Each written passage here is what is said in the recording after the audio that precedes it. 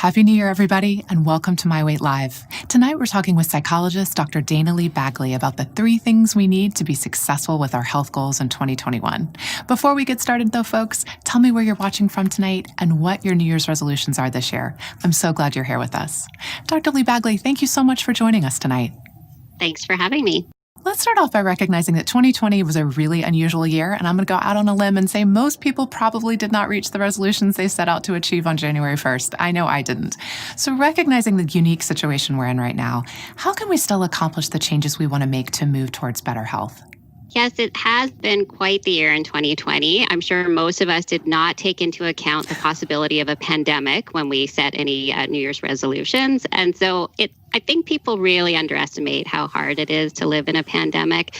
So we really do need to adjust our expectations about what's realistic, about what we can do. Sometimes just staying steady is a win during a pandemic. Oh, gosh. So it sounds like setting our expectations to be a little more kind to ourselves is the first important step.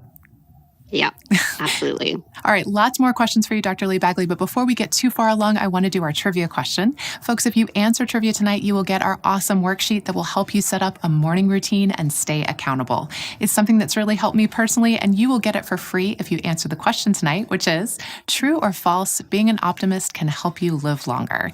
Is that true or false? Can looking on the bright side lead to a longer life? Put your answer in the comments and you will get that worksheet for free. So, Dr. Lee-Baggley, you said on Twitter last year that our caveman brains have been on fire during COVID, and staying steady is a big win. So let's take a step back. Tell us what you mean by our caveman brains. Give us a little background on the structure of our brain and how that determines the way we react to stress. So there's 2 kind of relevant parts to our brain for this discussion. One part is what I refer to as our caveman brain, technically called the paleo-mammalian brain. This is our brain that's designed for survival. It works unconsciously and automatically and sets up a whole bunch of things to deal with threats. This is very effective when the threat is something like a bear attack, sometimes not as effective for things like a pandemic. The other relevant part of our brain is our frontal lobe. This is the prefrontal cortex. This is what controls behavior. This is where willpower comes from, self-control. Unlike our caveman brain that's working all the time and unconsciously, our frontal lobe is more like a battery. And so we will wear out that battery as we control our behavior throughout the day. This is why, for example, it's more common to have binge eating in the evening compared to the mornings, because we've used up that battery of self-control. And so there's not a lot of self-control left by the end of the day. But our caveman brain is still working, very happy to offer you something that's going to make you feel better, at least in the short term. And so it's helpful for us to keep in mind that during COVID-19, our caveman brains are on fire and our frontal lobe batteries are incredibly spent because it takes so much more effort to get through a COVID day than a non-COVID day. And so it's really understandable when people are, falling into old habits because there's just not enough frontal lobe battery left to control behavior and to keep up some of our healthy habits or, healthy coping strategies. But then our caveman brain's still working and very happy to offer you some short-term relief. So it sounds like the pandemic is affecting our brain in 2 ways, both kind of not ideal. One, our caveman brains are ramped up because there's more threat, more things to be concerned about. And our willpower muscle is kind of dampened down because there's so many more things we're trying to adjust to, trying to manage. And kind of the combination of the 2 means we're probably, as you said, doing a little more eating than normal, maybe drinking a little bit more than normal, just kind of looking for that kind of relief. Yeah, there's a lot of things that we normally would do that help charge our frontal lobe battery. And we actually are missing some of those things during the pandemic. So, being at a workplace and having a little chat with somebody by the coffee station is often a battery recharge. And so some of these things that normally happen in life, we're not having because of restrictions because of COVID. And so we actually need to be way more deliberate in terms of charging our frontal lobe battery because it's being drained way more quickly. If you think about how often do you need to charge your cell phone, we need to charge that frontal lobe battery a lot. What are you noticing with the people that you work with? What are the activities that are most beneficial for them when it comes to recharging their batteries? So a recharging activity is something that makes you feel more energetic at the end than when you start. So things that are recharging activities for most people would be things like sleep, eating healthy foods, staying hydrated, physical activity, being in nature, social connection. But there's also individual differences. For an extrovert, being with people is going to be, recharging. For an introvert, that could be draining.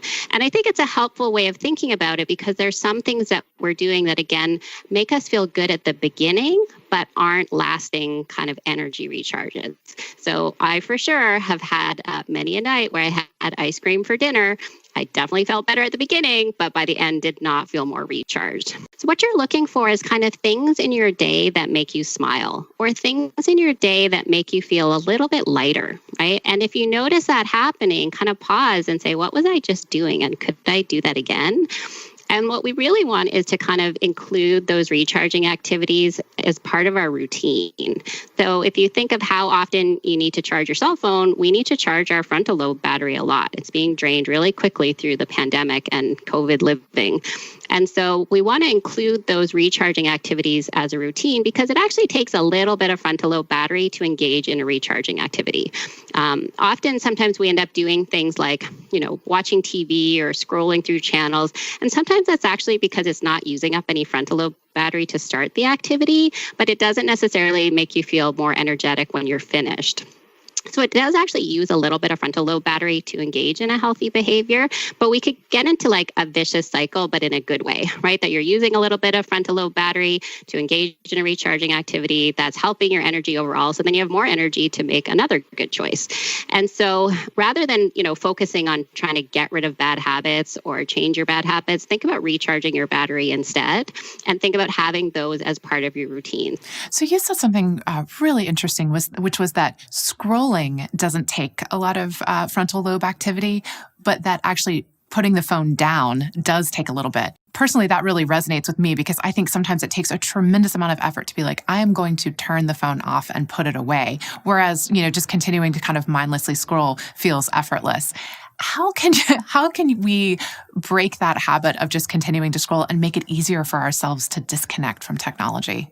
Yeah, so you can actually put, checking media or checking, social media as part of your routine. You can have it at certain points of the day and you kind of want to follow the clock. So at a certain point, you turn it off because it's 5 p.m. or because it's, 10 p.m. It's a really great way of getting to, a regular sleep cycle, which is that, at 10:30 p.m., I shut off my phone and I watch the clock. And that's what makes the decision because, again, it uses up a bit of frontal lobe to put the phone down. And so if you're doing it by the clock, then it's going to use less frontal lobe. If you make it as part of a routine, you just have to make the decision once versus every time you do it. So it sounds like our goal here is to make structure work for us. So using structure, a calendar, a specific routine of when it's noon, I do this, when it's 5, I do this. By doing it that way, we're not having to deliberately make the decision every time to do it. It's just kind of what we do. Exactly. And this is why it's actually helpful to have a reduced menu choice, for example, for what you're eating.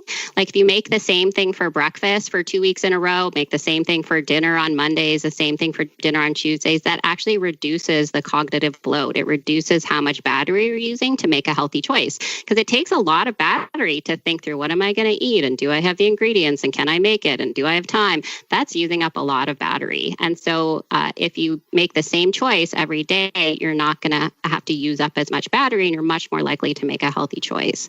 So it's also just to keep in mind that most people can't stay on a routine all day long. During wave 1 lockdown, if I could make it till about 11 a.m. on a schedule, that was a win. And then for the rest of the day, whatever happened.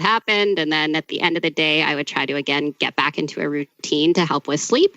So kind of trying to have a wind down routine and getting to bed at the same time, waking up at the same time actually really helps with a sleep routine. So also be kind to yourself. No one's going to be able to stick to a routine all day long in a rigid way, but we're trying to include some battery recharges throughout our day, reducing how much effort it takes to make good choices. All right. So one of my absolute favorite videos we've put together is one of you talking about the 3 keys to choosing goals that we can be successful with. So tell the folks watching tonight, what are those 3 keys and how might we want to adjust the goals that we set this year, thinking about kind of the new reality that we're in, at least for the time being? Yeah, so my tips around goal setting would be the first one is to make it a behavior. So behavior is something that someone else can see you do. So it doesn't include thoughts, it doesn't include feelings. It's not whether you want to do it, whether you enjoyed it. It's whether somebody else could see you do it. The second one is to pick a 90% goal. So this means picking something that you're 90% sure you're going to succeed at. Because when we feel like we're succeeding at something, we want to keep going. If we feel like we're failing, we want to stop. That's just human nature. And then the third one is to pick a do instead goal. So we often set don't do goals, especially around eating behaviors. I'm going to stop eating junk food. I'm going to stop drinking pop. And what that does is it creates something in psychology known as the thought suppression effect, which is the more you try to not think about something, the more you'll think about it. What are you going to do instead of drinking pop? What are you going to do instead of eating junk food? And think about adding healthy things in rather than taking unhealthy things out. That also helps us feel less deprived because we're focusing on the things we get to add versus instead of the things that we don't get to have. Folks, if you are finding tonight's show helpful, then I want to invite you to check out our podcast. We've done interviews with a whole bunch of medical experts all about behavior change and sustainable weight loss. We've got expert suggestions from dietitians, psychologists, and physicians. Just search My Weight What to Know wherever you listen to podcasts. Also, we're going to take a break here and play a video of patient advocate Sandra Aaliyah talking about why success isn't all or nothing. Such an important message, especially this time of year when we feel like we have to overhaul everything. So we'll play the video and come back and keep talking with Dr. Lee-Baggley. Eating perfectly and eating perfectly clean, I really equate to doing a road trip from Toronto to Florida. So I'm on this road trip, I make a wrong turn at South Carolina, and I figure, well, I've blown it. I've totally blown it, so I might as well turn around the car, go back to Toronto, and try to start this journey perfectly. Or I could just do a course correct. I could figure out where I went wrong. I could make a U-turn, get back on the road, and start on my journey. Because we all think, okay, I'm here, and I want to get here. And it's just going to be this straight, perfect line all the way there. And if it isn't, then I don't want to play this game. So the truth is, when you're trying to get there, the way you treat yourself when you fall down, when you really make mistakes, will be the predicator of whether you're going to be successful or not. And what's that internal environment like? So when I fall down, I need that environment to be supportive, loving, nurturing, because we all flourish in an environment like that. I love that video, and it's a really nice segue into a quote from obesity specialist Dr. Robert Kushner that I know you enjoy. He says, if you want to manage weight long-term, strive to be a B student. B students can do well 80% of the time, leaving 20% for life balance. So why is not trying to be perfect so important if we want to be successful in the long run? It's actually an incredibly difficult set of skills and a lot of different behaviors to manage weight. And we're in an environment that is not at all conducive to making those healthy choices. And so you really should just plan to fall off the wagon, right? It's really just a series of falling off the wagon and getting back on. And the goal actually isn't to stop yourself from falling off the wagon, it's to get back on the wagon more quickly. So we can undo a lot of our efforts by being off the wagon and not doing our healthy habits.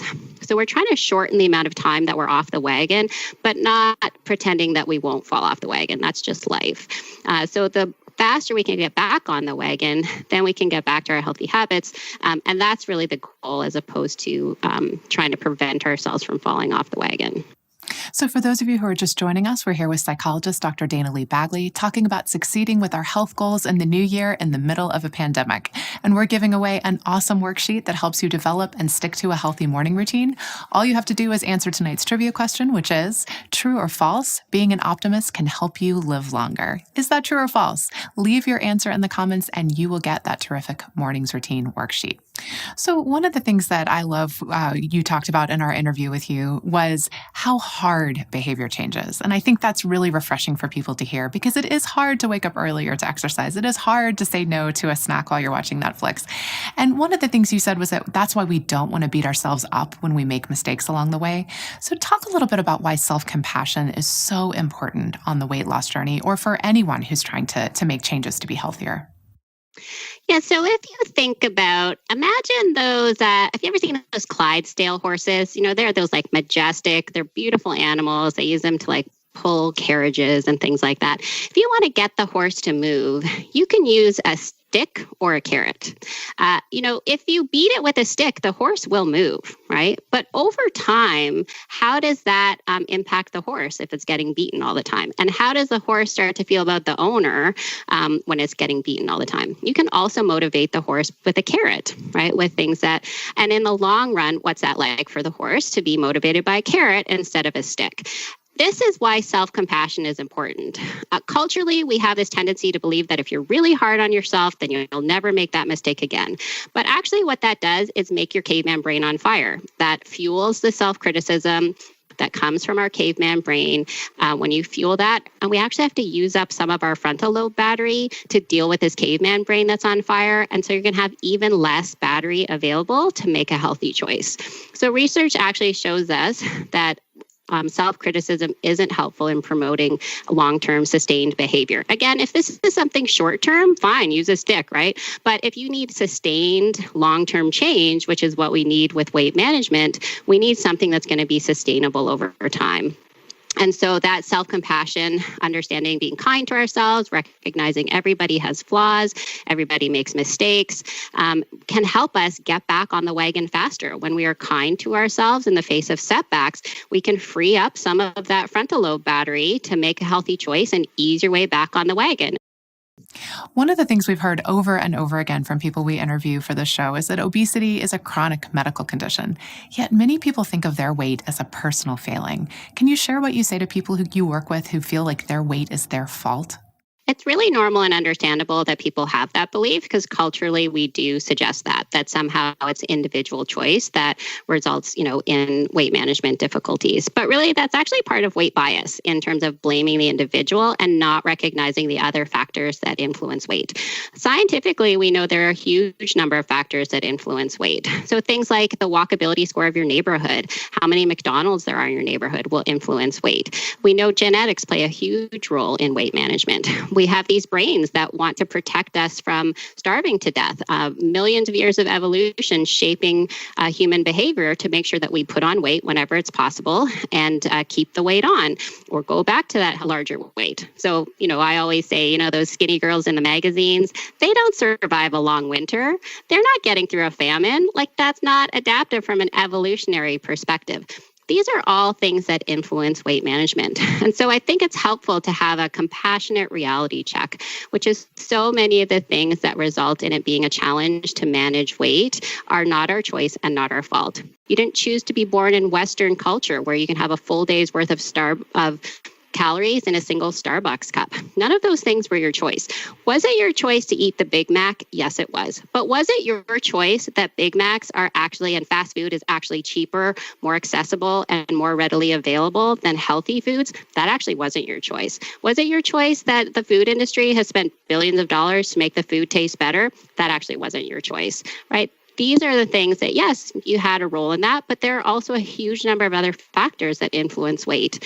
When we can acknowledge that those are not your choice, not your fault, but is your responsibility, nobody else can do anything about it but you, then, again, we can free up some of that frontal lobe battery, reduce the self-criticism, and have some extra battery charge to make some healthy choices. It's actually, part of weight bias to focus on the individual and to not acknowledge the systematic environmental ways that make our world really unhealthy and that are not conducive to healthy choices. And so when we sort of blame the individual, it actually allows us to ignore the systematic environmental reasons, and then we can leave the status quo and we don't have to change anything about the environment. We don't have to change all the unhealthy things we're exposed to all the time.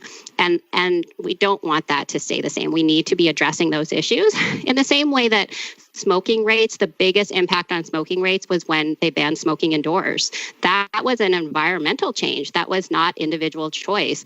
That had the biggest impact on, smoking rates because it was an environmental change. We actually need to be doing more of those kinds of changes to really address weight so that people are in environments that are actually make it easier to make a healthy choice. Right now, we live in environments that make it easier to make the unhealthy choice. And guess what? That's not your fault. Wow, what a fantastic, compassionate reframe. You just laid out all these different factors that we aren't in control of so that we can, be kinder to ourselves and really focus on where we do have choices and where we do have responsibility.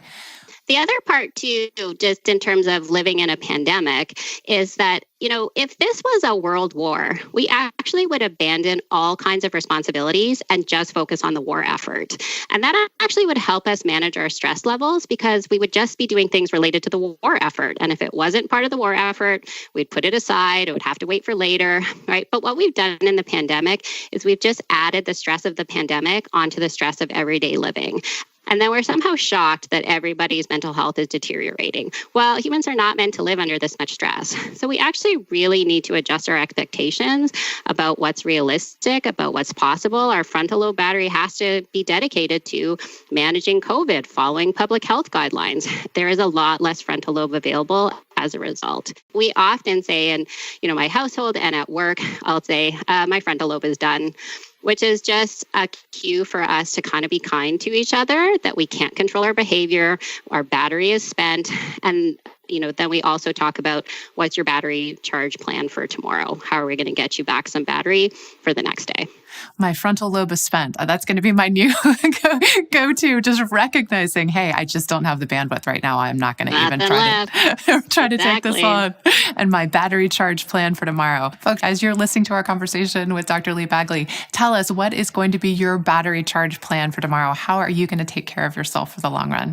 Dr. Lee-Baggley, thank you so much for sharing your wisdom with us tonight. I feel like I'm a lot more informed to kind of set and stick to being kind to myself in the new year and trying to do the best I can. So thank you.